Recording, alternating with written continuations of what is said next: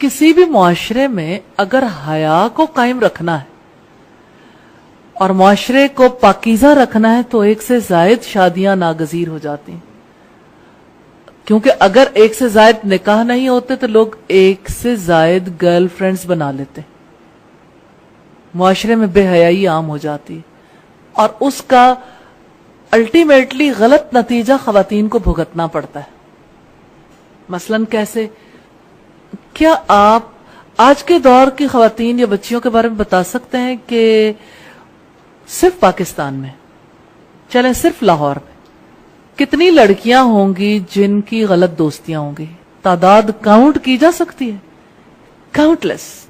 एक एक यूनिवर्सिटी के अंदर, एक एक कॉलेज, एक एक स्कूल के अंदर, मैं सिर्फ तालीमी इदारों के नाम ले रही, और इसके अलावा बेशुमार हर तबके के लोगों को फैसिलिटेट किया जाता है, हर कोई फैसिलिटेट करता।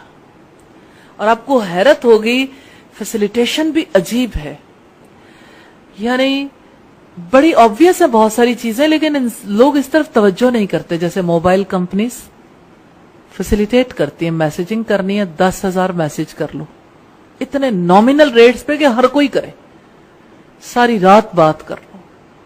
कौन है जो शराफत के साथ सारी रात बात करेगा? कौन नहीं जानता कि ये पैकेजेस जिना को रिवाज देने के लिए, बेसिकली जिस सोसाइटी में बेहयाई रिवाज देनी है वहां पर इस किस्म के पैकेजेस ऑफर किए जाते हैं, क्योंकि नादान लोग जो अपने अच्छे बुरे की तमीज नहीं रखते, बेसमझ लोग जल्द ही इस किस्म की बुराइयों का शिकार हो जाते हैं।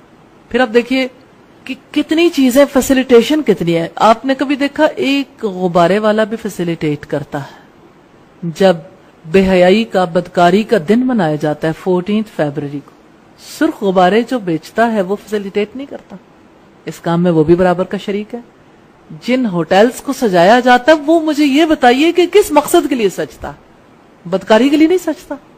जो लोग गीत गाते हैं, जो फूल बेचते हैं, जो केक बनाते हैं, बेकरीज, शरीफ शरीफ लोग, इतनी लंबी लंबी दाढ़ियां रखी हुई, फैसिलिटेट